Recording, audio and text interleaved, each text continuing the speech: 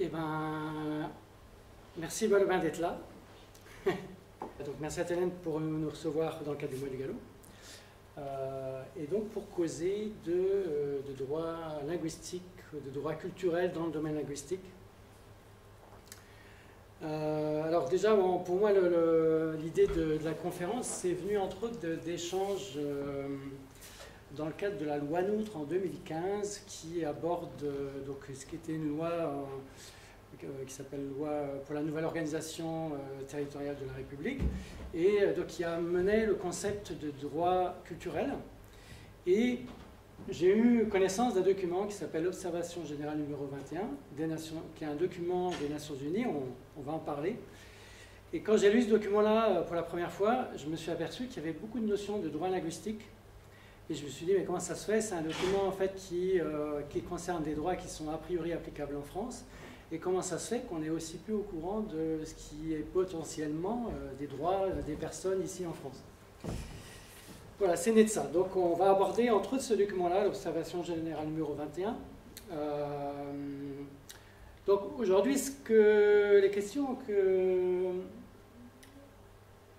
qu'on peut aborder, enfin les questions auxquelles on va essayer de répondre, c'est par exemple, voilà, est-ce que le fait de parler gallo ou une autre langue en France, est-ce que c'est un droit fondamental?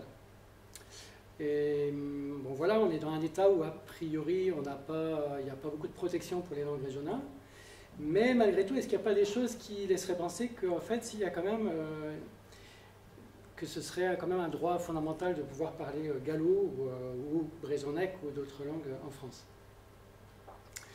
On va se poser aussi la question de savoir s'il y a justement un cadre international qui protège les droits des gallophones ou d'autres locuteurs. Et puis donc, je viens de parler de la loi NOTRe, c'est la loi NOTRe. Qu'est-ce que ça change au fond? Qu'est-ce que ça veut dire les droits culturels dans la loi NOTRe? Et derrière les droits culturels, qu'est-ce qu'il y a? Est-ce qu'éventuellement ça ne changerait pas aussi la façon d'aborder, par exemple, la revitalisation d'une langue? Qu'est-ce que c'est les droits culturels? Voilà.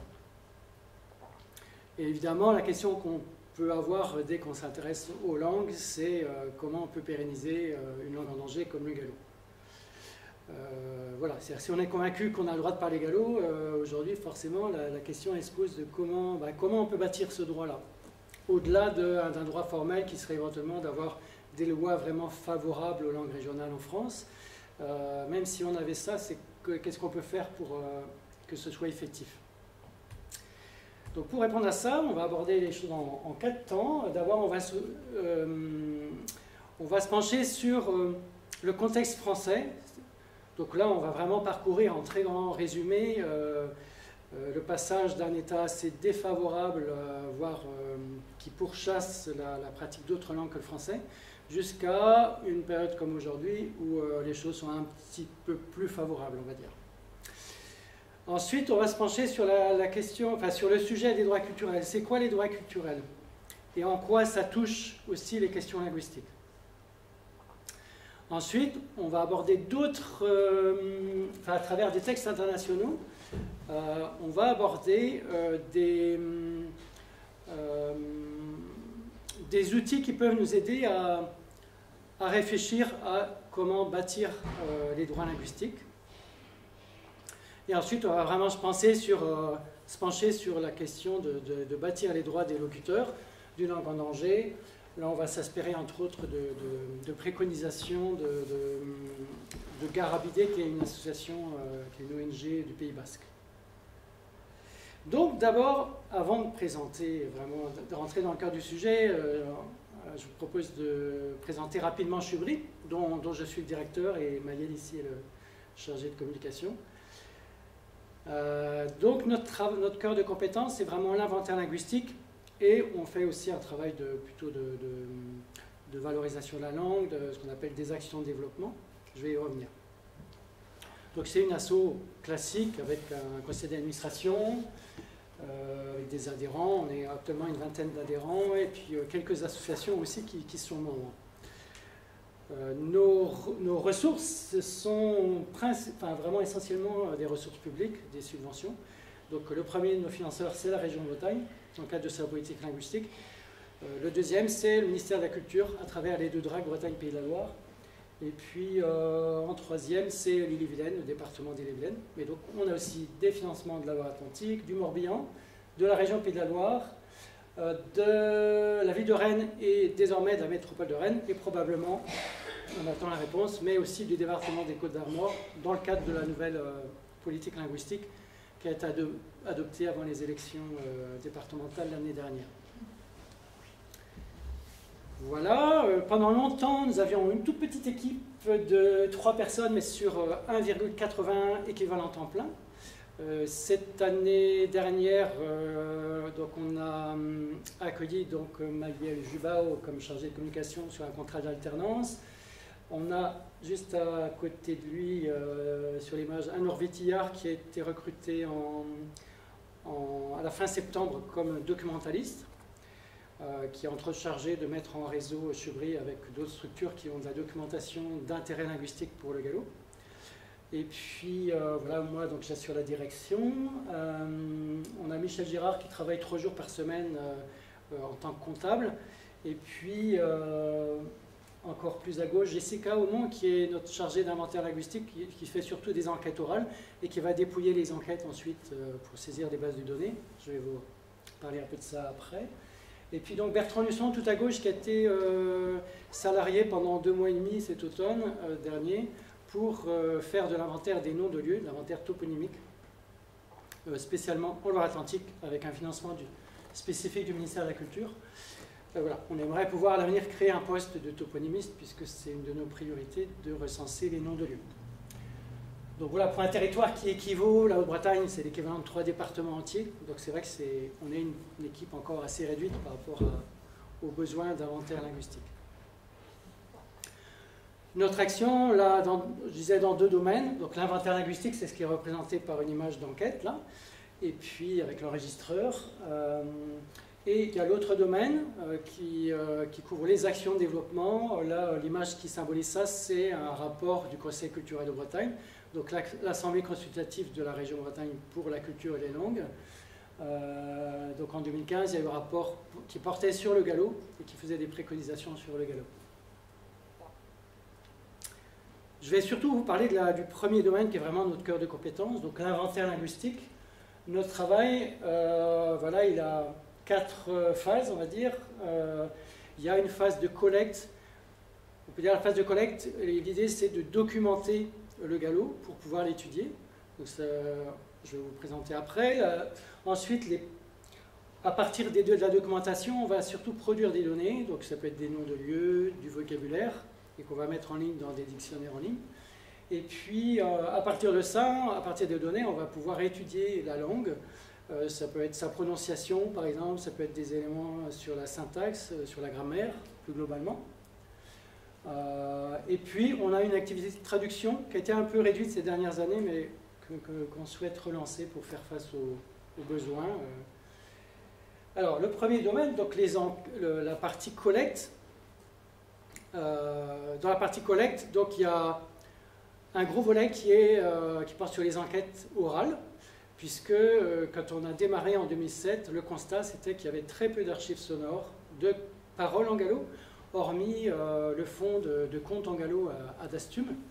Mais à part ça, il y avait très peu de fonds sonores. Et pour la linguistique, c'est vraiment important d'avoir des enregistrements pour pouvoir écouter, réécouter, pour être sûr qu'on a bien analysé les choses. Et donc c'était un des points de départ de l'association. Et la documentation, ça peut être de la documentation qu'on recueille en enquête orale. Donc ça peut être quelqu'un qui nous dit « Ah tiens, mais en fait moi j'ai fait un lexique en manuscrit et donc vous pourrez le copier. » Ou ça peut être, là en l'occurrence c'était une enquête avec quelqu'un originaire de Guémené-Pinfo qui nous a donné une collection de livrets, d'une revue en fait, la revue Pierne de l'association Ventier, qui contient beaucoup de choses sur le gallo puisque c'était son objet. Et là, c'est des images de vidéos d'enquête orale. En général, on enregistre les enquêtes, simplement en audio, mais de temps en temps, on fait des vidéos. Là, c'est des vidéos faites avec Bretagne Culture Diversité pour le site BCDIA. Donc en enquête orale, on est amené à parler de toutes sortes de sujets. Nous, on a vraiment une dominante, c'est d'enquêter sur les noms de lieux, les noms de personnes aussi, sur les prénoms, les noms de famille. Et on peut être amené à enquêter sur voilà, la vie quotidienne et savoir-faire. On peut aussi utiliser des questionnaires. Par exemple, on va chercher à savoir comment ça marche la prononciation dans le coin. Parce que voilà, comme toute langue, ça varie selon les coins. Et nous, on a des questionnaires qui sont préétablis pour pouvoir comparer d'un coin à l'autre comment ça parle, comment ça se prononce. À partir des documents qu'on a créés par les enquêtes orales ou qu'on a rassemblés par voilà, des choses qu'on nous donne ou aussi des ouvrages qu'on va chercher par exemple dans des librairies de livres anciens. À partir de ça, ponctuellement, on a produit des publications comme les prénoms de Haute-Bretagne. Donc on va trouver des prénoms usités ou des anciens prénoms qui sont dans des noms de famille, par exemple. On a aussi travaillé sur les noms de la galette, enfin sur le vocabulaire de la galette. Là, c'est des extraits d'enregistrement sur toute la Haute-Bretagne. On va trouver du monde qui parle en gallo pour parler de la culture du sarrasin ou de comment on fait la galette, comment on la sert. Mais depuis quelques années, on a surtout produit des dictionnaires en ligne. Donc là, pour le moment, 2 dictionnaires. Donc Schubandrug en 2016 qui a été créé pour mettre en ligne des noms de communes. Donc aujourd'hui, il y a tous les noms de communes de Haute-Bretagne, au moins avec une forme attestée en gallo. Et puis, maintenant, on verse aussi des noms de lieux-dits. Et dans Chumétive, on a créé ça en 2019, on met en ligne du vocabulaire. Là, ce n'est pas un dictionnaire synthétique comme un petit Robert ou le petit Matab en gallo, c'est plutôt du vocabulaire qui est attesté dans un document, enfin c'est tel mot attesté dans tel document, et on précise de quel document il s'agit. Et là, ça permet d'avoir une idée du gallo tel qu'il est parlé dans différents endroits. Donc on restitue vraiment la prononciation locale. Après, à partir des données qu'on a collectées, on fait un travail d'étude. Donc à Chubray, on a surtout travaillé sur la prononciation pour pouvoir rendre compte par l'écrit de comment on prononce localement, entre autres pour les noms de lieux dans Chubandreux. Et on peut être amené aussi à publier des articles en ligne. On ne l'a pas beaucoup fait jusqu'ici, mais on compte développer ça. Donc des articles en ligne, par exemple, sur le parler de Rennes ou le parler de Saint-Martin-sur-Oust ici. Parce qu'à travers des enquêtes orales sur les noms de lieux, on a pu aussi collecter des informations sur comment on parle localement le gallo à Saint-Martin-sur-Oust, par exemple. Et voilà. Et aussi, à certains moments, on peut rendre compte des enquêtes qu'on a faites sur un territoire. Donc là, c'est pour une série d'enquêtes autour de Loudéac. À un moment, Jessica, ma collègue, a été accueillie par le CAC Sud 22 pour voilà, parler des noms de lieux autour de Loudéac. Et pour finir le cycle, pour la partie vraiment linguistique, on a fait un travail de traduction donc depuis nos débuts, depuis 15 ans. Donc ça peut être pour des associations, des communes, des entreprises. Nous, notre façon d'aborder les choses, c'est on fait ce qu'on appelle de la traduction localisée. Donc dans localisé, ce n'est pas forcément qu'on va traduire spécialement pour une commune donnée, mais c'est plutôt l'idée qu'on va adapter notre traduction au contexte de la traduction, enfin voilà, au contexte d'utilisation du texte. Donc là, en l'occurrence, c'est l'exemple d'une traduction faite, je crois que c'est en 2012, je ne suis pas très sûr, mais c'est pour la piscine de Saint-Brice en Cogle, près de Fougères. Et là, on avait fait des collectes avant autour de Saint-Brice. Et à partir des collectages, on a essayé de traduire de la façon la plus juste possible par rapport au parler du coin. Donc là, par exemple, le texte, c'est en gallo.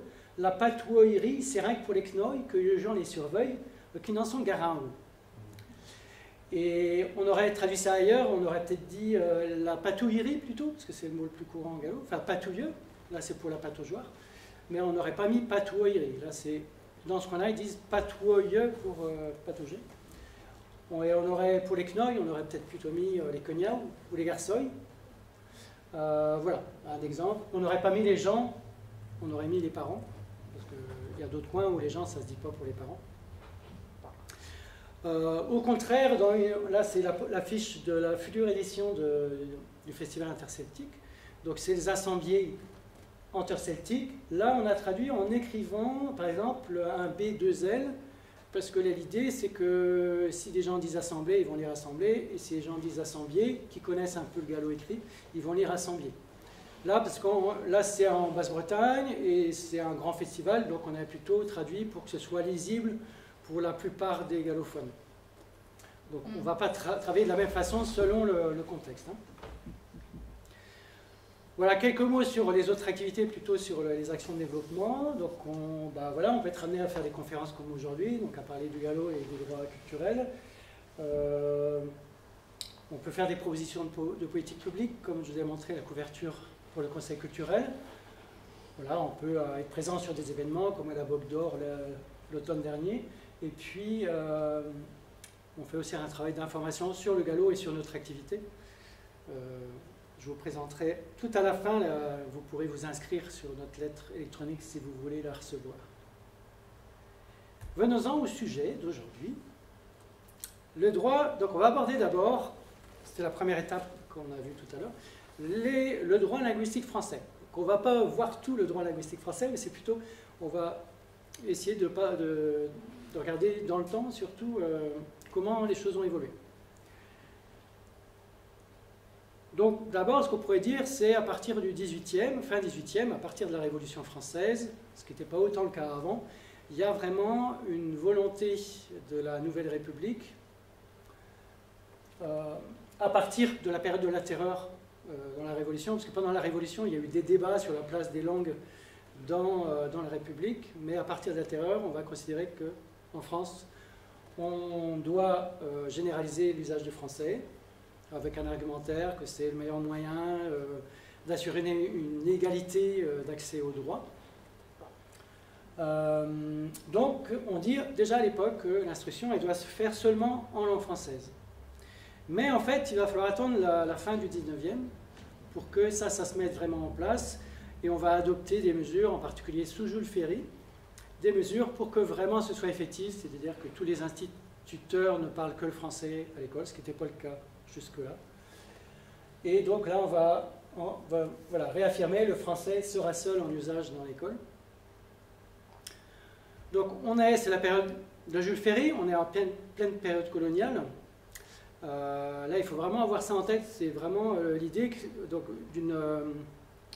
d'une idée assez pyramidale de la culture et de la langue, c'est-à-dire que l'élite choisit une langue et c'est cette langue-là qui doit être parlée par le peuple. Et de la même façon qu'au niveau de l'empire colonial, voilà, on dit par exemple, c'est Jules Ferry qui parle, qui dit « Je répète qu'il y a pour les races supérieures un droit, parce qu'il y a un devoir pour elles. Elles ont le devoir de civiliser les races inférieures. » Ça fait écho avec le texte suivant qui a été, c'est un ouvrage de 1889 qui a été réédité en 1922, donc c'est Irénée Carré. C'est un ouvrage qui a été un ouvrage de référence pour les instituteurs. Eh bien, qu'est-ce que ça dit? Ça dit « Mais nos écoles primaires doivent être entièrement en français et ne servir qu'à l'enseignement du français. Laissons aux parents le soin de transmettre leur langage à leurs enfants et attendons tranquillement l'œuvre du temps. Nous amènerons insensiblement les populations soumises à notre domination à s'incliner devant la force des choses et à accepter notre langue et notre civilisation, comme elles ont été forcées de reconnaître notre autorité et la force matérielle de nos armes. »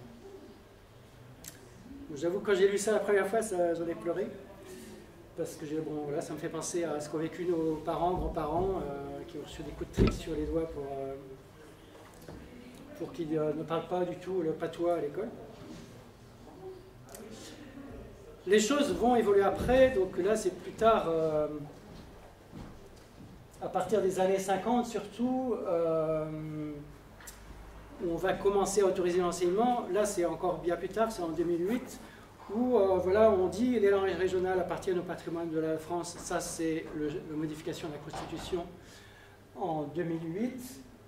Ceci dit, assez vite après, il y aura une jurisprudence qui dira qu'en fait, non, ce texte-là n'ouvre aucun droit nouveau pour les langues régionales. Il faudra attendre la loi Molac en 2021 pour qu'on dise, bah, si en fait, on commence à traduire ça par des droits nouveaux.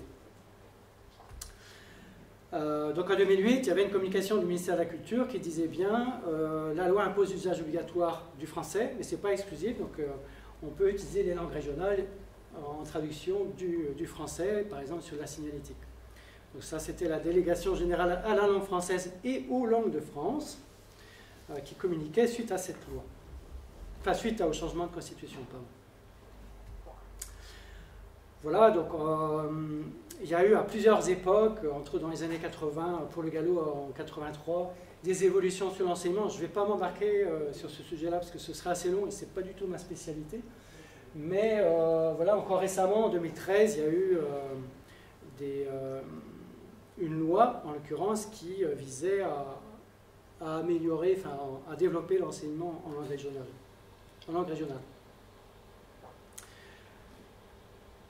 Maintenant, il y a des choses qui ont évolué ces toutes dernières années. Donc, il y a un article qui est très peu connu du droit européen, mais applicable en France. En l'occurrence, c'est la Charte européenne des droits fondamentaux, donc qui date de 2000, mais qui est contraignante depuis 2007 en France. Et il y a l'article 21 qui interdit la discrimination pour motif de la langue.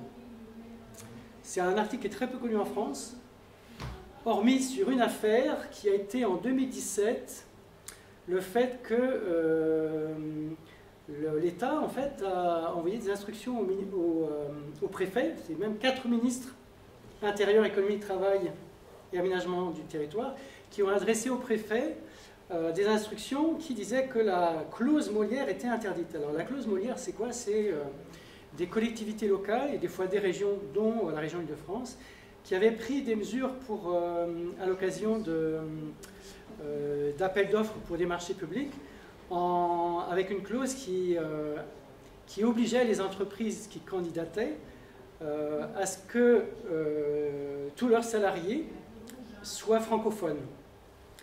Alors c'était entre autres, a priori, pour limiter l'usage d'entreprises qui avaient recours au travail détaché. Mais voilà, du coup là, l'État lui-même a dit non, non, ça c'est interdit. Dans le droit européen applicable en France, c'est discriminatoire. Donc voilà.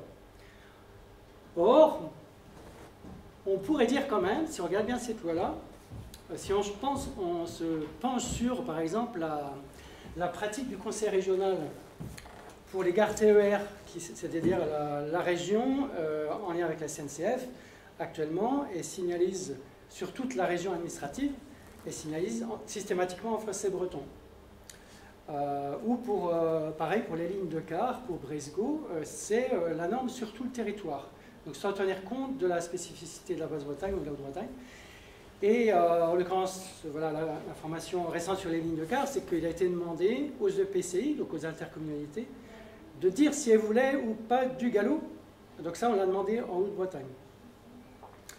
Là, si on regarde cet article 21, là, je pense que c'est assez simple de voir que ça, c'est discriminatoire, puisque on n'a pas demandé, on n'a pas dit en Basse-Bretagne, le galop est obligatoire, et voulez-vous, on n'a pas demandé, voulez-vous avoir le breton en troisième position. Okay, donc ça veut bien dire qu'il n'y a pas un traitement égal entre les Bretonnants en Basse-Bretagne et les Galaisans en Haute-Bretagne. Okay. Alors, dans la loi française, justement l'article 21 a essayé d'être transposé d'une manière un peu curieuse. Donc dans une loi, une loi de 2016 qui modifie le code pénal français. Et donc cet article dit constitue une discrimination, toute distinction opérée entre les personnes physiques, il y aura le même article sur les personnes morales, donc sur le fondement de leur origine, de leur sexe, etc., de leur capacité à s'exprimer dans une autre langue que le français. Alors ça ne dit pas sur le fondement de la langue. Hein. Si on regarde vers en arrière, là c'était bien dit au niveau européen, c'est une discrimination sur la langue. Là c'est dit sur la capacité à s'exprimer dans une autre langue que le français, Donc à ce moment-là, il y a eu des sociolinguistes comme Philippe Blanchet qui a interrogé les députés pour leur demander mais est-ce que ça peut être utilisé pour lutter contre... est-ce qu'on peut comment dire, évoquer cette loi-là pour une discrimination contre des locuteurs d'une langue régionale? Les députés ont dit oui. On verra l'avenir. Je trouve ça un peu alambiqué, personnellement, comme façon d'évoquer les choses. Moi, j'entends plutôt comme une loi qui évite la discrimination sur, par exemple, l'accent. Et d'ailleurs, après, il y a eu des mesures pour éviter que la façon de parler français soit discriminée. À ce propos, donc, je parlais de Philippe Blanchet. Donc, Philippe Blanchet a écrit un ouvrage, c'est un universitaire de l'université de Rennes 2, et un sociolinguiste qui a écrit un ouvrage sur ce qu'il appelle la glottophobie. Donc, l'avantage de ce mot-là, c'est que ça part de la discrimination vis-à-vis des personnes. C'est pas simplement, on ne parle pas de la langue en général, c'est vraiment la question qu'une discrimination elle atteint des personnes. Et que ça met ce sujet de la discrimination vraiment dans le champ politique. C'est-à-dire que de la même façon qu'on parle de xénophobie ou qu'on parle d'homophobie, voilà, ça met ça sur le champ politique. Et donc, la glottophobie, c'est quoi? C'est toute disparité de traitement, toute distinction sur le prétexte de leur pratique linguistique. Enfin, vis-à-vis des personnes sur les pratiques linguistiques. Alors, venons-en à la loi NOTRe. Donc, ça, c'est en 2015, cette fois. Donc, en 2015, c'est la première loi, sauf erreur de ma part, qui a introduit la notion de droit culturel dans la loi française.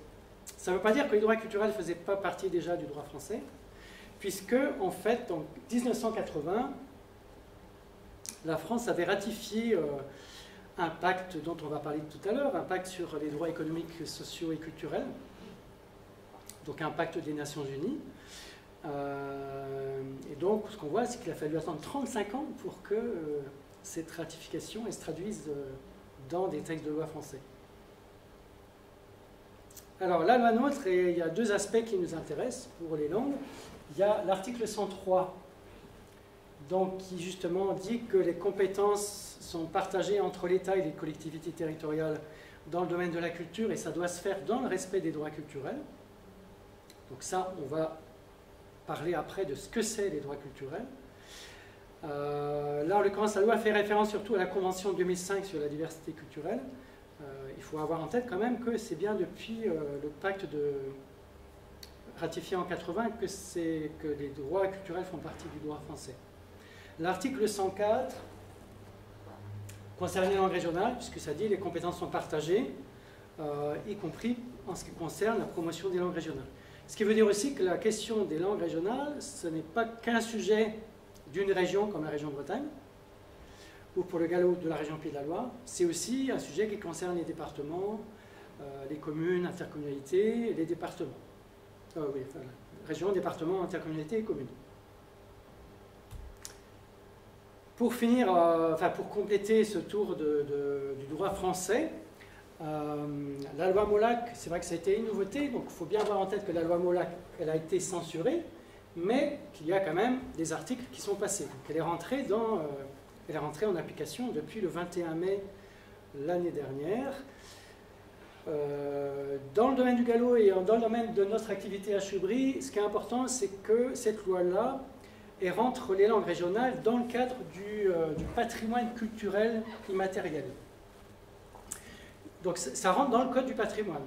Donc par exemple, ça dit que tous les biens qui concernent la connaissance de la langue, ça c'est l'article 2, la connaissance de la langue française et des langues régionales, rentrent dans un ensemble de dispositions, entre autres dans les biens nationaux. Donc en fait, des musées nationaux peuvent acquérir des biens qui vont aider à construire l'histoire, qui sont d'un intérêt pour l'histoire et la connaissance du français ou des langues régionales. Voilà. Et ensuite, l'article 1er, c'est un article plus général qui rentre donc les langues régionales dans le domaine du patrimoine. l'autre aspect de la loi Molac qui est important, entre autres en Bretagne, c'est que ça, on va dire, ça sanctuarise le fait qu'il y a bien le droit de signaliser sur la voie publique ou d'utiliser, en langue régionale, ou d'utiliser les langues régionales dans la communication, dans les plaquettes qui sont produites par une collectivité territoriale, dans la mesure où c'est du bilingue, avec le français d'abord et la langue régionale après, et que ce n'est pas que monolingue. Là, on est dans un système assez différent, par exemple, de l'Espagne, où l'équivalent d'une région, une autonomie, peut décider, peut communiquer principalement dans la langue de l'autonomie. Les droits culturels, donc on va maintenant aborder qu'est-ce qu'il y a derrière cette notion-là. C'est une notion qui est importante pour aujourd'hui les communes, par exemple, puisqu'on a vu, avec la loi 2015, les collectivités doivent appliquer les droits culturels. Comme je disais, donc, les droits culturels, ça renvoie à un article, l'article 15 du pacte international relatif aux droits économiques, sociaux et culturels, qui a été ratifié en 1980 par la France. Et cet article 15, il a une phrase qui dit juste « Chacun a le droit de participer à la vie culturelle ». C'est très court. Hein. La question, c'est qu'est-ce qu'on met derrière. Et donc, il y a ensuite différents textes internationaux, donc principalement, différents textes internationaux qui ont précisé ce que c'est les droits culturels. L'un des textes, c'est la déclaration de 2001 sur la diversité culturelle, et le deuxième, c'est la convention de 2005 sur la protection et la promotion de la diversité des expressions culturelles, donc une convention de l'UNESCO et la déclaration de l'UNESCO aussi. On va on va se pencher un peu sur ces textes-là, mais on va aussi pas mal se pencher sur le texte de 2009. Là, cette fois-ci, c'est le comité qui se charge de l'application du pacte international de 1966. En 2009, il a écrit un texte, un texte assez conséquent en volume, qui dit comment on doit comprendre ce petit article 15 du pacte de 1966. Comment l'interpréter, justement, au vu des différents textes internationaux, dont en particulier les textes de 2001 et 2005. Ce qu'il faut bien avoir en tête, c'est que dans la Constitution française, par l'article 55, il y a une exigence que les textes ratifiés par la France soient transposés dans la loi française. Donc en fait, c'est assez important de connaître, quand on s'intéresse un peu aux questions de droit, c'est important de connaître les textes internationaux parce qu'on peut s'appuyer dessus. Par exemple, le défenseur des droits, régulièrement, s'appuie sur des conventions pour dire que voilà, il y a tel problème de respect des droits en France, et la défenseur des droits peut s'appuyer sur ces textes-là. Alors, quelques notions sur les droits culturels. Donc, il y a l'idée de l'égale dignité des cultures. Donc, c'est inscrit dans la Convention de 2005. Donc, le principe d'égale dignité et du respect de toutes les cultures. Ça, si on le transpose dans la langue, ça veut dire qu'il n'y a pas de hiérarchie à avoir entre les langues. Il n'y a même pas de hiérarchie à avoir à l'intérieur d'une langue entre telle et telle forme de parler. Si on parle le français de la banlieue ou le français de l'académie, il n'y a pas de raison d'y mettre une hiérarchie. Ensuite, on va aborder les questions de l'enchâssement entre les droits.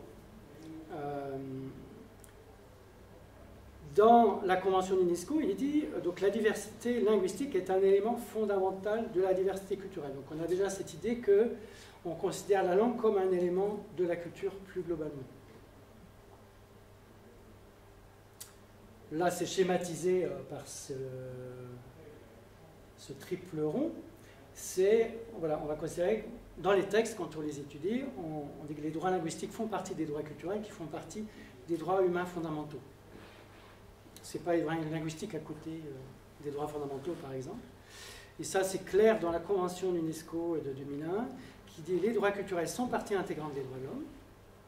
Et dans le même article, il est dit « Toute personne doit ainsi pouvoir s'exprimer, créer, diffuser dans la langue de son choix, en particulier dans sa langue maternelle. » Donc on voit vraiment l'imbrication, l'enchâssement entre les différents droits. Ensuite, donc je disais, on va s'intéresser un peu plus à l'observation générale numéro 21. Dans cette observation, donc, pour le rappeler, c'est le comité qui est chargé de l'application des droits économiques, sociaux et culturels, qui là, dans ce texte-là, dit comment il faut interpréter la notion de chacun a le droit de participer à la vie culturelle. Donc dans ce texte-là, on précise que les droits culturels, ce sont des droits de l'homme ou des droits humains fondamentaux. Donc comme les autres droits, ils sont universels, indissociables, interdépendants. Donc par exemple, on ne peut pas se baser sur un droit spécifique, par exemple le droit à la santé, pour dire ce droit-là, il est supérieur à tous les autres droits. Ou on ne peut pas dire le droit de telle personne à parler sa langue, il est supérieur à tous les autres droits. Par exemple, au droit des enfants, ou voilà. Dans l'observation générale numéro 21, il dit que les droits culturels incluent les droits des personnes appartenant à des minorités d'utiliser leur propre langue en privé, en public. Donc là, c'est un exemple, mais en fait, dans ce texte, il y a beaucoup de droits linguistiques. Ça dit aussi, c'est un droit qui est assimilable à une liberté. Alors moi, c'est un aspect que je trouve vraiment intéressant, c'est que ça rappelle que l'État doit à la fois s'abstenir et agir de manière positive. Donc s'abstenir, ça peut dire par exemple que l'État, il n'a pas forcément à s'occuper de comment des personnes parlent en famille. Et même doivent s'occuper de comment sa politique publique, peut-être qu'elle peut aider des familles à apprendre, par exemple, le français, parce que c'est la langue de l'État, mais que pour autant, ça ne va pas amener les familles à abandonner la langue, par exemple, si c'est une famille immigrée, la langue des origines. Ou que ça ne va pas amener à éteindre les langues régionales. Donc c'est ça, en fait, une notion importante en droit, c'est l'État doit s'abstenir. Il doit agir de manière positive, on va le voir par exemple pour les langues régionales, ce que ça peut vouloir dire. Une notion importante en droit culturel, c'est que c'est un droit exerçable par une personne. Là, en fait, on n'est pas dans l'idée que, par exemple, c'est un droit pour le gallo en général, c'est un droit pour le brisonnec en général. Non. Là, le sujet des droits culturels, c'est que c'est un droit qui concerne des personnes en tant qu'individus, et que les personnes, elles ont le droit de, par exemple, de se considérer appartenir à une communauté ou un groupe. Et que, enfin, ces droits, ils s'exercent aussi de façon collective, mais le centre des droits, c'est bien la personne. Autre chose importante, c'est la culture dans les droits culturels. C'est une notion très large qui ne concerne pas le secteur économique de la culture, ou le secteur économique des arts, c'est vraiment une notion générale qui concerne toutes les activités, toutes les manifestations de l'existence humaine. Donc en fait, ça peut toucher l'agriculture ou la politique de l'eau.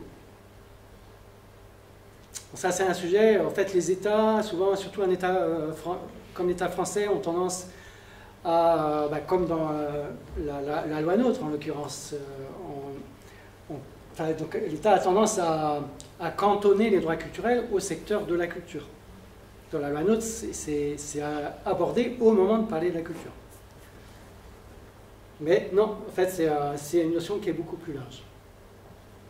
Maintenant, quelques principes concernant les droits de participer. Donc, l'idée, c'est que c'est un droit de choisir sa propre identité, de s'exprimer dans la langue de son choix, de développer des connaissances, etc. Il y a un autre aspect, c'est une autre composante, c'est l'accès. On a le droit de connaître, donc c'est le droit d'accéder, on a le droit de connaître et de comprendre sa propre culture ou celle des autres. Donc là aussi, ça aborde dans l'accessibilité, il y a déjà cette notion d'interculturalité, c'est-à-dire qu'on ne doit pas être emprisonné dans telle identité, on doit avoir la possibilité de changer sa propre culture personnelle, par exemple. Et il y a la notion de contribution, alors, qui est une notion qui me semble la moins importante, c'est dans la contribution, c'est l'idée que on a droit, par exemple, de créer dans la langue de son choix, par exemple, mais aussi qu'on a le droit de prendre part au développement de la communauté Et en particulier, c'est qu'on a le droit de participer à la définition des politiques publiques qui vont avoir un effet sur sa culture, donc par exemple sur sa langue. Donc ça veut dire que par exemple, une bonne politique d'une collectivité territoriale, au minimum, elle doit se faire en lien de concertation avec les différents acteurs organisés, mais aussi elle doit se poser la question de l'implication des personnes et du droit des personnes, enfin, voilà, de la possibilité que ça donne aux personnes de contribuer d'une façon ou d'une autre à sa politique. Pour résumer, donc les droits culturels, c'est ce que j'ai un petit peu abordé déjà, c'est qu'on passe d'une conception de la culture qui est une vision très pyramidale, où on va dire que c'est l'État ou que c'est les élites au pouvoir qui définissent ce que c'est la bonne culture, donc comme au temps de l'Empire colonial, et que c'est la bonne culture qu'on va diffuser. Donc souvent, même dans les années 70-80 et encore, il y a des discours sur, oui voilà, on va diffuser la culture auprès des personnes âgées, on va diffuser la culture auprès des personnes handicapées, ou, voilà. Là, l'idée c'est, voilà, on essaie de changer les façons de voir et qu'on va passer de cette vision très pyramidale à plutôt une vision où on s'intéresse aux personnes, où, par exemple, on va considérer que la personne, eh bien, elle a la possibilité de parler plusieurs langues, et qu'elle doit avoir une certaine liberté justement pour pouvoir constituer sa culture linguistique, et qu'elle doit aussi pouvoir participer d'une manière ou d'une autre à la politique des institutions. Dans le domaine linguistique, on peut transposer ça. Donc on va passer, l'idée c'est de laisser de côté une ancienne vision qui est une vision très pyramidale. On considère qu'il y a la bonne langue. Quand on parle du français, on va parler du registre élevé du français. Certains disent pour le gallo, il faut avoir un registre élevé, parce que c'est mieux d'avoir ça pour revitaliser le gallo. Et puis, on va parler du registre familier, voire on va dire que voilà, telle personne parle mal, et parle mal par rapport à une référence qui est le parler haut ou parler élevé. On va dire que la personne ne parle pas toi, etc.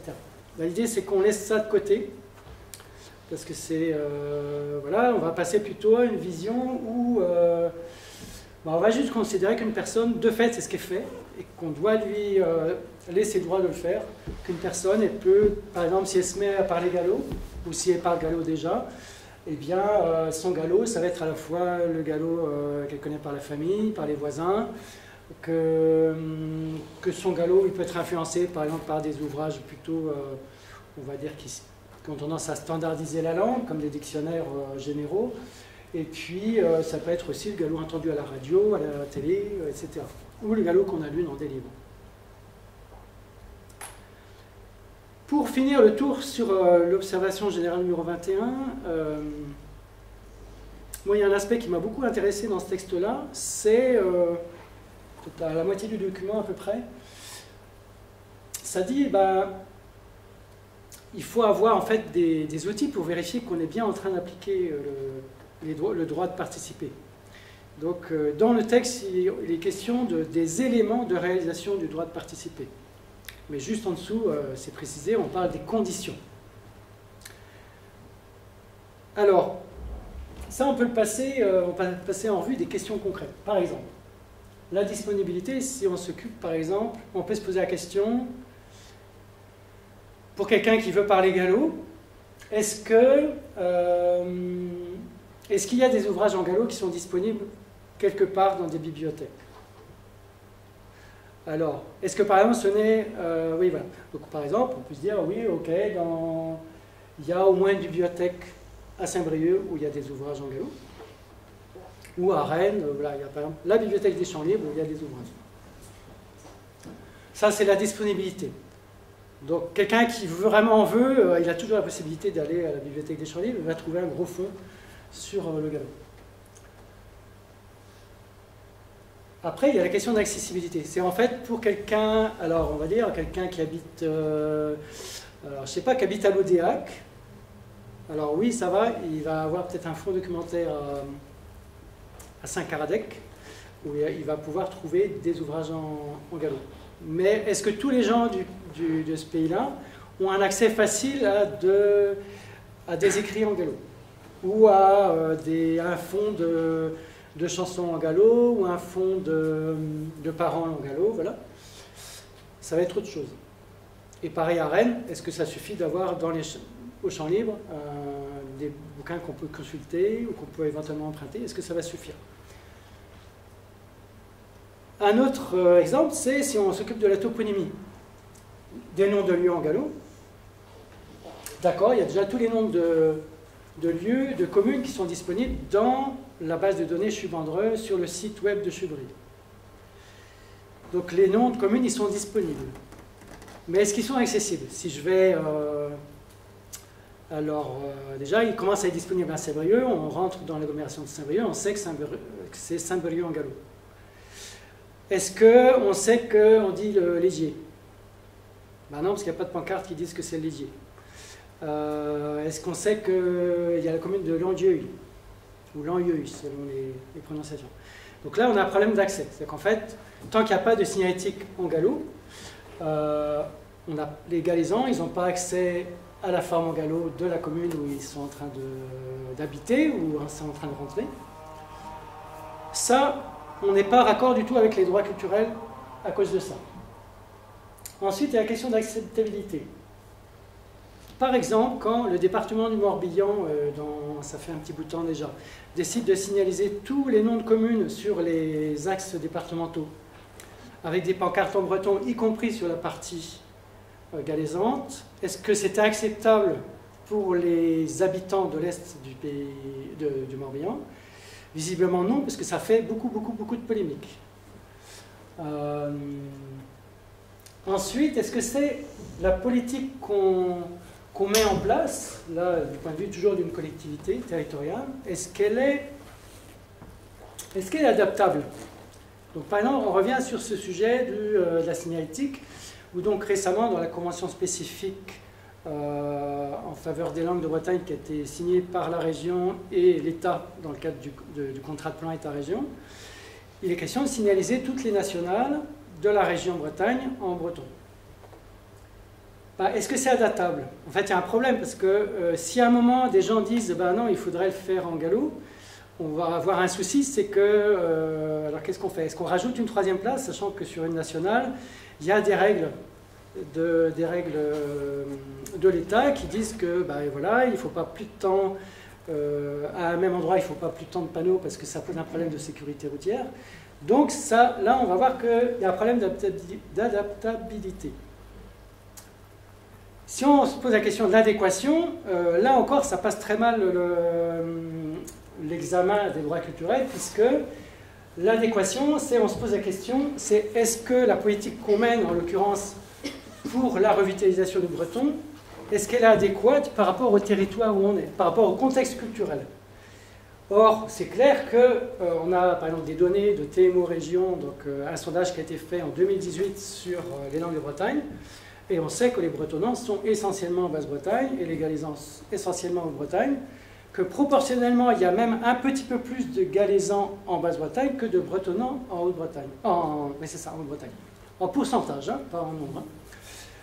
Hein. Donc là, on a un problème d'adéquation, c'est-à-dire qu'en fait, la mesure qui est prévue, elle est identique sur tout le territoire, alors que la situation linguistique n'est pas la même, et en plus qu'il y a une demande sociale croissante d'affichage de signalétique en gallo, puisque dès 2015, il y a eu un texte signé par 27 associations de Haute-Bretagne, d'associations régionales, qui demandaient à ce que la région, enfin même les régions, Pays de la Loire et Bretagne, signalisent en gallo en Haute-Bretagne.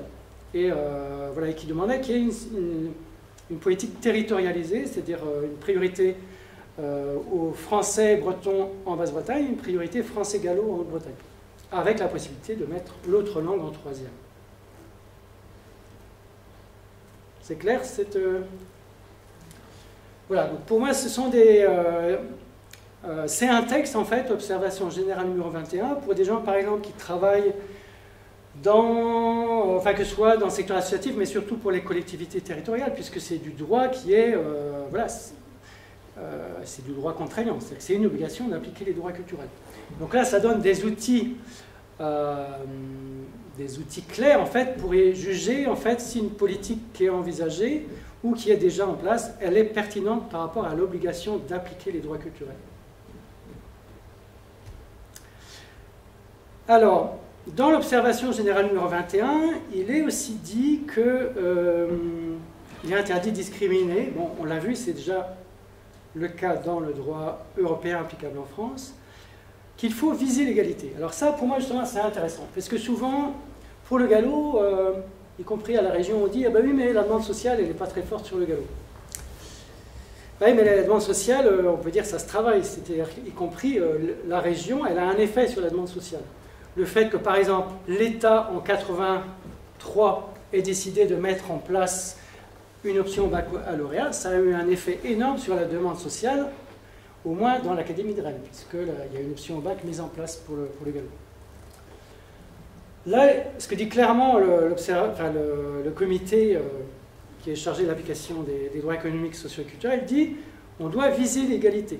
Donc ça veut dire qu'il faut informer, par exemple, les citoyens et les citoyennes sur leurs droits. Qu'il faut prendre des mesures justement pour qu'on va aller vers l'égalité. Donc c'est clair par exemple qu'une mesure comme celle que je citais tout à l'heure par rapport à la signalétique en breton, ça ne crée pas de l'égalité, ça crée même une inégalité supplémentaire. Voilà, dans le texte, c'est plutôt la fin du texte rédigé par le comité, c'est qu'il est dit qu'il faut avoir une attention particulière sur certaines personnes et communautés. Ça parle des enfants, des femmes, des personnes âgées, bon, pour une langue en danger c'est important, les personnes handicapées, les minorités, dont les minorités linguistiques, les peuples autochtones, etc. On pourrait dire que les peuples autochtones, ça concerne la question du galop. D'après les informations que j'ai eues auprès de la direction du patrimoine du ministère de la Culture, on peut considérer que les langues régionales, ce sont des langues autochtones, et que donc on peut se référer aussi à du droit concernant les peuples autochtones. Pour finir sur les droits culturels, l'observation générale est dit, c'est du droit, donc dès 66, et donc pour la France dès 80, ça dit, c'est une obligation immédiate de garantir l'exercice des droits culturels et de prendre les mesures pour atteindre, etc.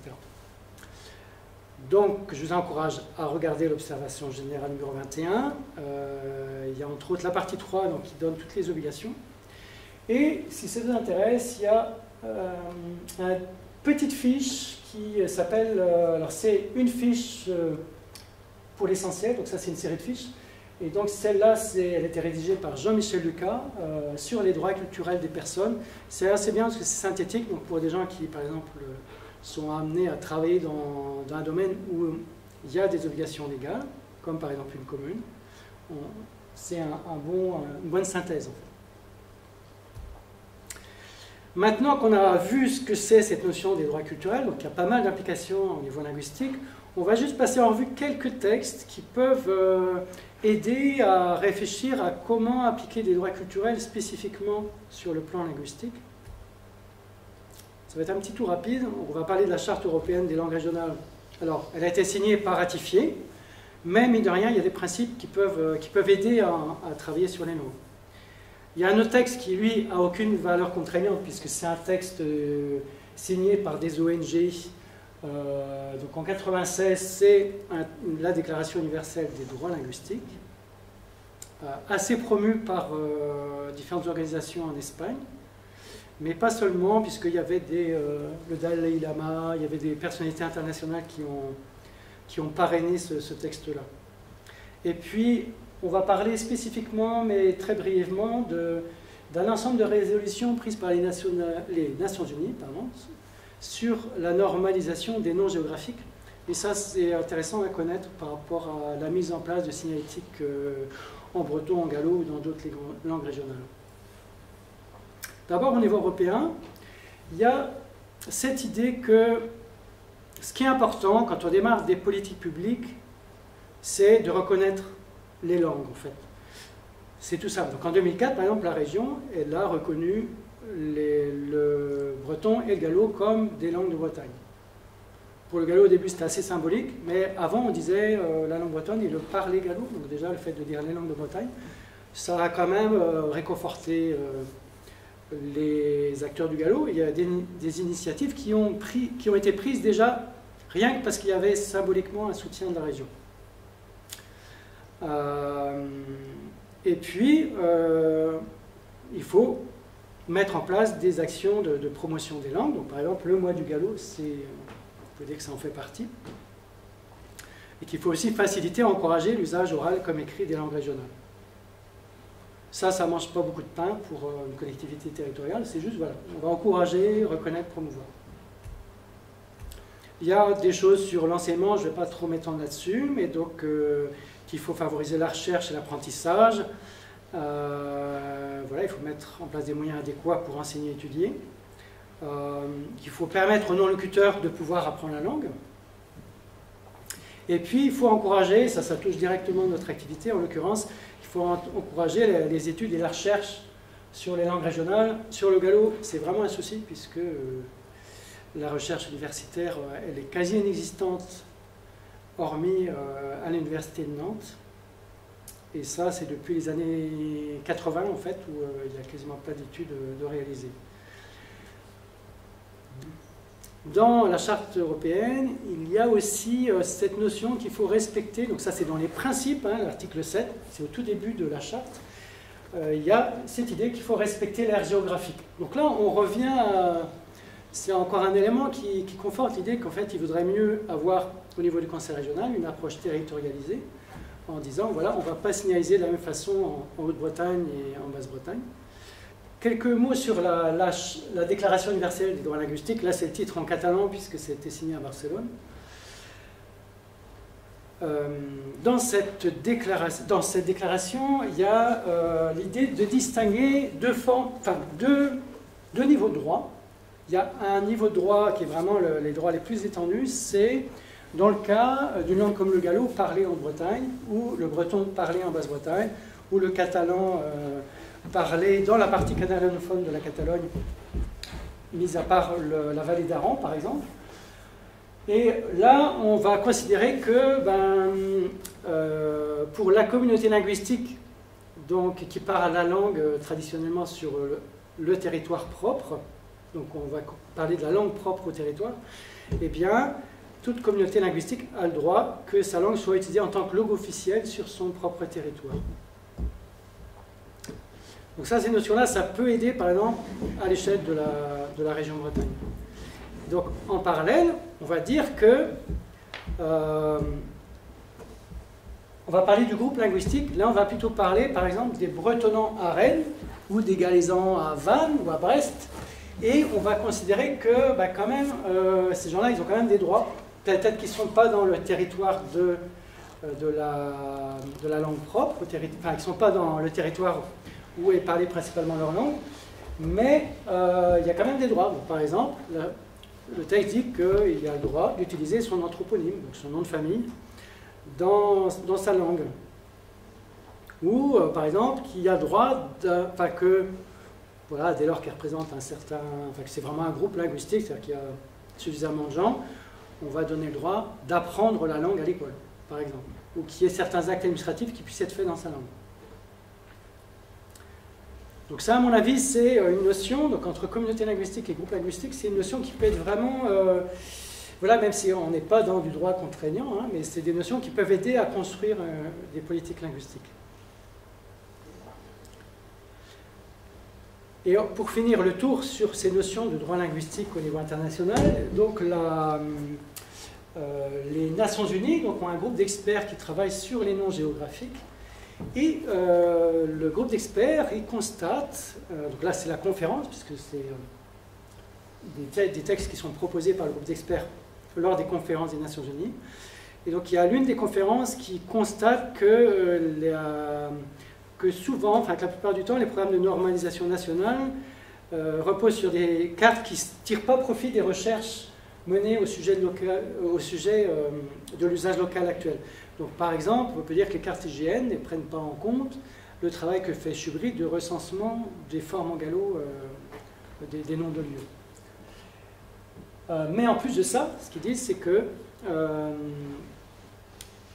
il y a de nombreuses entités dont les noms ne figurent pas sur les cartes. par exemple, à Saint-Martin-sur-Oust, quand en Chubry on a fait des enquêtes sur les noms de lieux de Saint-Martin, on s'est aperçu qu'il y avait vraiment une part pas négligeable, alors je ne sais pas, peut-être un quart, ou même il n'y a même pas un nom francisé sur les cartes. Parce qu'en fait, qu'est-ce qui se passe dans une commune ou dans une administration donnée, les noms de lieux ils sont recensés en fonction d'un besoin administratif. Donc par exemple, le fait qu'une personne elle habite dans un petit hameau, ça va être important pour situer la personne, savoir vraiment où elle habite. Mais savoir qu'un groupe de hameaux, il a un nom, ce qu'on a appelé dans nos bases de données un quartier rural, ça n'a pas d'importance administrative. Donc du coup, ça apparaît sur aucune carte, ni sur le cadastre, ni sur les cartes IGN. Or, à Saint-Martin, il y a beaucoup de noms de quartiers, donc c'est un ensemble de hameaux qui a un nom spécifique. Et de la même façon, toujours à Saint-Martin, chaque longère a son nom. Donc ça va être la rue Dillot, la rue Jedu, et pareil, ça n'apparaît pas sur les cartes IGN, à part certaines des longères. Et donc, ce que préconise la conférence, c'est que du coup, il faut enregistrer, il faut recenser ces noms-là. Et donc, il faut en tenir compte dans la normalisation nationale. Donc, pour la France, ce serait dans le travail de l'IGN. Qu'il faut tenir compte de l'usage local et tel qu'il a été recensé sur le terrain. Eh bien, on va finir, donc, une fois qu'on a parlé de droit culturel, des droits linguistiques d'après différents textes internationaux. Si on a cette question de la transmission de la langue, on se dit, voilà, on a quand même des droits, voilà, il y a des droits fondamentaux, on commence à avoir du droit dans le contexte français. Eh bien, comment on peut faire? Donc déjà, le constat, c'est qu'en France, on a beaucoup de langues en danger. Donc il faut savoir que l'UNESCO a un atlas qui s'appelle l'Atlas des langues en danger, où le travail de l'UNESCO, ça a été de catégoriser, d'estimer, d'après les informations collectées, si telle langue elle était en situation sûre, donc ce serait par exemple le cas du français, ou est-ce qu'elle est en situation vulnérable, en danger, sérieusement en danger, en situation critique, ou est-ce qu'elle est éteinte, et avec un ensemble de critères pour juger si elle est dans telle ou telle catégorie. En l'occurrence, pour le gallo et toutes les langues régionales de France, de la France métropolitaine, elles sont classées sérieusement en danger, c'est-à-dire que la langue est parlée éventuellement par les grands-parents ou les arrière-grands-parents, mais la génération des parents, qui élèvent des enfants actuellement, elle peut éventuellement comprendre la langue, mais ils ne la parlent pas aux enfants. Donc là, la langue est sérieusement en danger. Si on compare la situation en Grande-Bretagne, il n'y a pas de langue en danger, hormis, je ne sais plus il y en a une qui est vulnérable, c'est le gallois, mais elle n'est pas sérieusement en danger.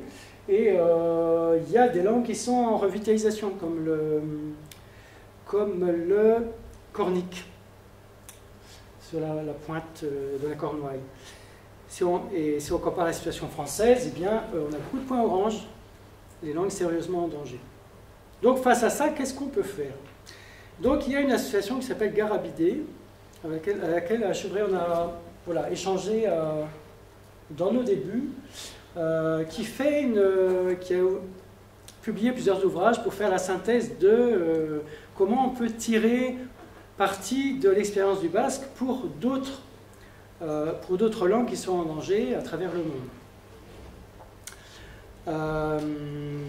Alors, voilà, donc ce qui est intéressant dans un ouvrage comme L'expérience du basque, c'est en particulier d'essayer de comprendre qu'est-ce qui fait qu'une langue elle est en danger, qu'est-ce qui peut favoriser, donc on l'a déjà un peu abordé, mais on va le réaborder, et puis aussi qu'est-ce qu'on peut mettre en route pour essayer de revitaliser la langue.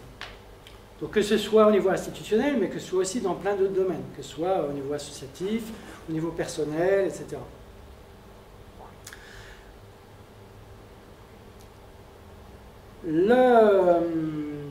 Ce qu'ont analysé des sociolinguistes qui ont travaillé sur le basque, mais aussi sur d'autres langues, c'est de dire qu'en fait, un des aspects du recul, c'est que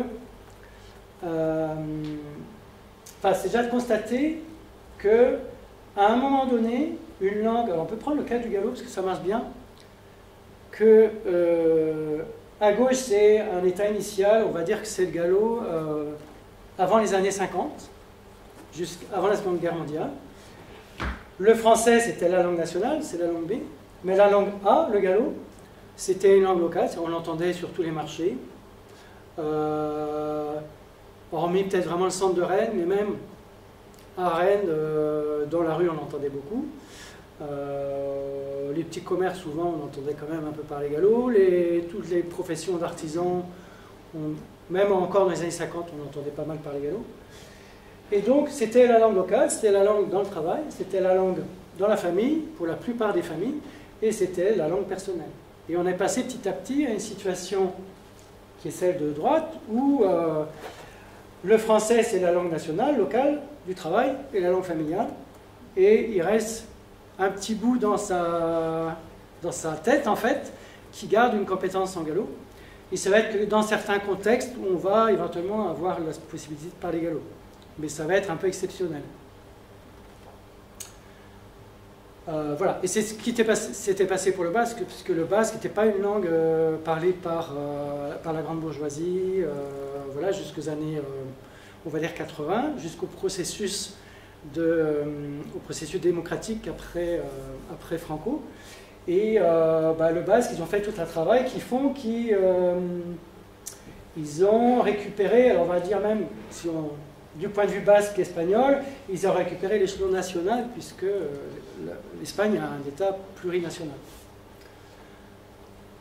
Alors, donc les facteurs de substitution, on les connaît pour le gallo. Il y a l'éducation scolaire, on en a parlé tout à l'heure. Il y a les moyens de communication, on n'en a pas parlé, mais ça veut dire que par exemple, au XXe siècle, dans la mesure où le français avait déjà le monopole sur l'éducation scolaire et sur l'administration, quand les moyens de communication sont apparus, ça n'a été autorisé qu'en français.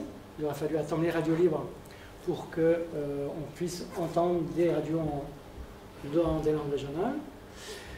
Donc pendant longtemps, en fait, ça a favorisé le changement de langue. L'urbanisation, donc dans le cas du gallo, ça va plutôt être l'exode rural en lien avec l'urbanisation. Le marché du travail, donc par exemple, quand, là je parle pays de Rennes, c'est quand les paysans sont allés travailler en partie au moins à Citroën, sur leur nouveau métier, ils se sont mis à parler français, même si à la ferme, ils parlaient gallo. L'absence de protection de droit, donc on est bien en France dans ce cadre-là, il y avait peu de droits, en tout cas jusqu'à récemment. Et puis l'idéologie du monolinguisme, on l'a abordé tout à l'heure par la période de la terreur pendant la Révolution ou par les mesures prises sous Jules Ferry. Alors face à ça, comment on peut récupérer, on peut revitaliser la langue. Donc là, ce qu'ils disent, Garabidé, ils disent que dans les vecteurs, il faut s'occuper du compactage de la communauté linguistique. Alors qu'est-ce que ça veut dire le compactage? Ça veut dire qu'on va veiller à ce que les gens qui apprennent le gallo, donc qui font ce qu'eux appellent le parcours culturel, c'est-à-dire qui apprennent le gallo volontairement, eh bien, on va veiller que ces gens-là, ils ne soient pas trop éloignés, y compris dans la langue qu'ils parlent, avec les gens qui ont plutôt le parcours naturel, c'est-à-dire qui ont appris le gallo par la famille ou par l'environnement immédiat. Donc, si on n'est pas trop attentif, et c'est ce qui s'est passé sur le breton, et c'est ce qui commence à se passer sur le gallo, c'est qu'on peut avoir un gros écart entre la langue parlée par les apprenants et la langue parlée par la famille. Et il y a des moments, ça peut créer des tensions, parce que par exemple, il y a des apprenants qui vont arrêter de parler le breton qu'ils ont appris à Diwan. Ça, c'est un sujet qui est venu il y a une semaine en conférence, parce qu'en fait, ils s'aperçoivent qu'ils ne peuvent pas parler vraiment avec les anciens, parce qu'on ne leur a pas donné les clés pour ça. Bon, après, ça dépend. Il y a des gens qui vont avoir les clés et qui, du coup, vont en chercher les clés, et qui vont passer de leurs compétences en breton plutôt standard à une compétence pour parler avec tous les anciens. La protection légale, c'est l'idée que l'État, alors si on parle de loi, ou de protection légale dans le sens large, c'est que l'État ou les collectivités territoriales vont prendre des mesures pour protéger le fait de parler la langue. C'est vrai qu'en Espagne, en fait, les autonomies peuvent prendre des lois au niveau de la région, entre guillemets, au niveau de l'autonomie, et en plus des lois espagnoles. En France, ça veut dire forcément qu'on a des lois françaises. La récupération des fonctions, c'est l'idée qu'on va investir le fait de parler gallo dans tous les domaines de la vie, et que des gallophones ou des galaisantes vont faire les choses nécessaires pour pouvoir parler le gallo au travail, pouvoir parler gallo en travaillant sur les ordinateurs, à l'école, etc. Donc ça, c'est la récupération des fonctions. C'est-à-dire qu'il n'y a plus de domaine dans la vie ordinaire, au travail, etc., où c'est pas possible de parler la langue. On en est très loin. Hein. Enfin, pour le gallo, on en est très loin.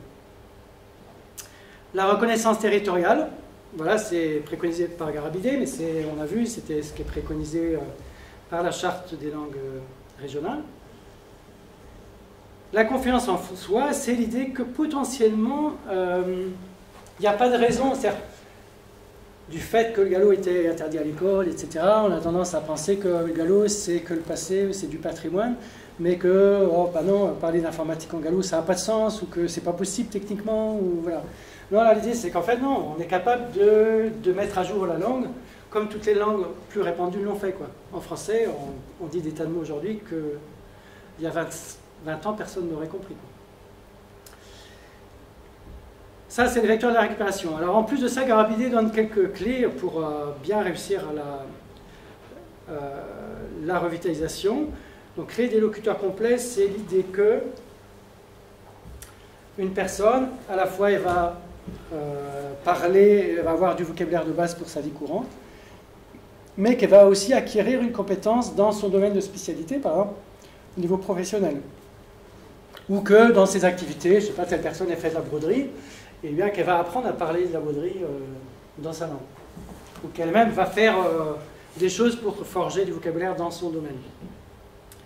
Créer des espaces prioritaires, c'est faire que, par exemple, une conférence comme celle-ci, on pourrait la faire tout en gallo, mais ça supposerait voilà, qu'on attire des gens qui sont gallophones et que voilà, on crée un contexte pour que ce soit possible.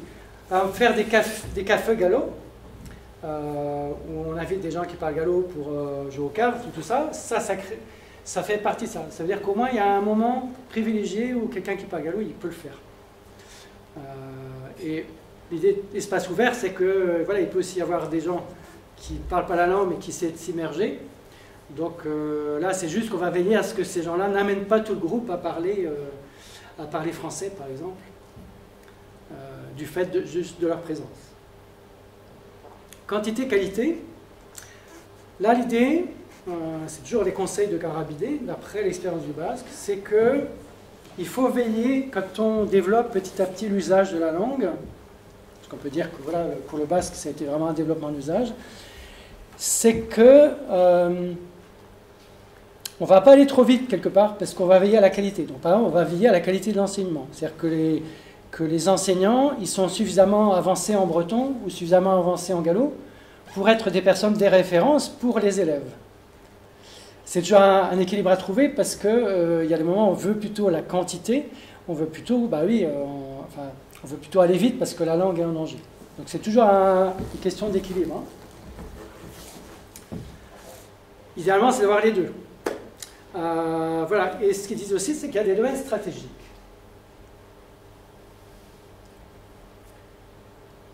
L'idée des domaines stratégiques, c'est que ça rejoint la notion qu'on avait vue avant, c'est-à-dire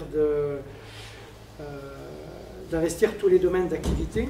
C'est qu'il faut il faut veiller à ce que le travail qu'on fait pour revitaliser la langue, on le fasse dans tous les domaines, pas simplement, par exemple, de travailler sur le corpus de la langue, donc qui serait plutôt notre secteur d'activité à Chubry. Par contre, c'est important de travailler sur le corpus. On pourrait même dire à certains moments que travailler sur le corpus, c'est la base. C'est-à-dire que si on n'a pas de dictionnaire et qu'on veut parler gallo, on est embêté. Donc, par exemple, quand il y a eu le Petit Matao qui a été créé, eh bien, on a vu que ça a eu des conséquences importantes, puisqu'il y avait des tas de gens qui voulaient déjà parler gallo, et là, qui voulaient écrire en gallo, qui voulaient faire de la traduction, et là, tout d'un coup, ils n'ont pu. Sauf qu'aujourd'hui, on voit que le petit Matao, il a ses limites, parce qu'il manque du vocabulaire, il y a des erreurs, comme dans tout ouvrage, donc il faut continuer. Donc là, c'est le rôle, entre autres, de Chumétive, mais qu'il faut amplifier, donc de cette base de données, avec du vocabulaire en ligne, y compris du vocabulaire très pointu. Voilà, mais il faut aussi s'occuper de l'enseignement. Donc c'est une des raisons pour laquelle la région actuellement essaie de développer cet aspect-là pour le gallo. Il faut s'occuper des médias, donc voilà, ici on a, je crois que c'est Bretagne 5 qui s'investit sur le gallo, TV Armand, c'est ça, je ne sais plus si ça existe toujours, mais voilà, il y a des médias qui s'en occupent. Sur le Morbihan, il y a Plume FM, qui est une radio, on va dire, qui a défriché pas mal pour des contenus en gallo. La production culturelle, on peut dire que par exemple sur le compte, c'est en pratique amateur comme en pratique professionnelle, c'est un domaine où il y a un petit peu de monde. Voilà, les mouvements sociaux locaux et à l'échelle de l'Obretagne, bon voilà, il y a un petit peu de réseau, déjà ça permet d'avancer. Par contre, il y a des domaines comme le milieu du travail où on a beaucoup de boulot. Donc là, il faut former des gens à être capables de parler en continu en gallo. Par exemple, des gens qui sont en situation d'accueil dans une mairie, par exemple. Là, ça touche à l'administration publique. Donc, par exemple, actuellement, là, on a quand même une évolution, puisque des départements comme les Côtes-d'Armor, l'Ille-et-Vilaine et visiblement bientôt le Morbihan sont en train de prendre des mesures pour voilà, développer leur politique. Et éventuellement, par exemple, l'Ille-et-Vilaine se pose la question de former des agents du département pour, par exemple, voilà, que des gens qui sont en contact avec des personnes âgées ou des contacts avec le public puissent être formés en gallo. Eh bien, je crois que j'approche le tour. Donc, ça veut dire que dans notre conférence, on a parlé d'abord des droits linguistiques en France. Donc, on est passé d'une situation assez défavorable à quelque chose de plus favorable. Donc, on peut dire qu'on a des droits linguistiques en France, y compris via les droits culturels par la loi NOTRe. Nous avons parlé plus spécifiquement des droits culturels, donc et ça il faut bien avoir en tête que les droits culturels c'est des droits qui sont centrés sur la personne et que les droits culturels de fait ça favorise la diversité linguistique. Là-dessus c'est vrai que je n'ai pas trop abordé mais il y a un aspect qui est que par exemple à Chubry le fait de nous investir sur la question des droits culturels entre autres parce qu'on a été membre d'un groupe de travail de la ville de Rennes où le groupe a voulu travailler sur la question des langues, et bien on s'est aperçu qu'à Chubry, par exemple, il y avait des choses qu'on faisait qui n'étaient pas trop cohérentes par rapport aux droits culturels. Par exemple, que sur notre site web, on avait tendance quand même à ne publier que dans, on va dire, pas un gallo standard, nous on parle plutôt de transdialectal, c'est-à-dire un gallo, on va plutôt mettre les formes les plus courantes. Sauf qu'on s'apercevait que nous, notre gallo personnel, on l'utilisait de moins en moins, en tout cas pour Chubry. Et donc, on s'est dit, mais en fait, c'est pas cohérent, puisqu'on dit les droits culturels, c'est les droits, c'est-à-dire qu'au niveau linguistique, c'est les droits des personnes à pratiquer leur langue, y compris leur façon de parler la langue. Donc, on s'est dit, mais en fait, on pourrait faire une chose qui est que sur notre site web, on pourrait signer les articles. Comme ça devient plus clair que, au moins dans une partie du site web, que la langue qu'on utilise, c'est pas le gallo en général, mais que c'est le gallo de Jessica Aumont, le gallo de Bertrand Aumry.